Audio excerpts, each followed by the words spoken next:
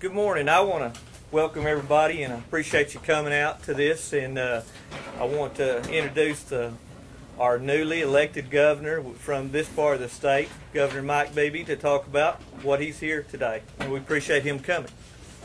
Thank you. Thank you. It's a pleasure to be here, and thank you. Let me first of all thank Farm Bureau for their leadership, and I want to thank their agents. I want to thank their board members. I want to thank their staff. Hi, Mayor. I want to thank the whole organization, because it's such a broad-based, grassroots organization that touches so many families and so many people. And we were just talking about the number of small farms and family farmers who sometimes have a very difficult time being able to provide health care coverage, or being able to afford some health care coverage for some of their employees. What this plan is designed to do is to try to expand the amount of health care coverage available to folks who might otherwise not be able to afford it. It targets small businesses so that the small business organizations across our state and the small businesses across our state have another option.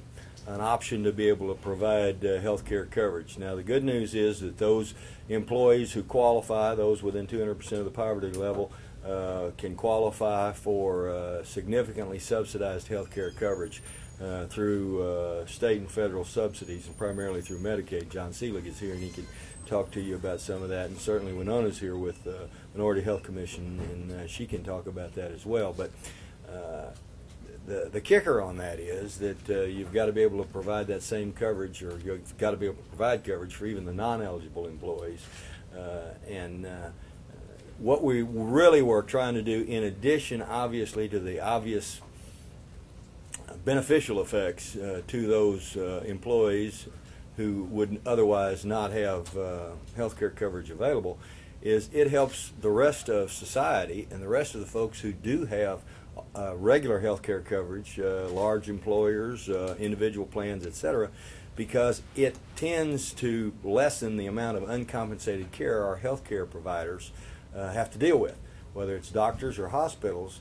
If they have a smaller number of folks who they're given free health care to, then the pressure to make up for those losses by collecting from other folks, including the regular folks who have other kinds of insurance, is lessened.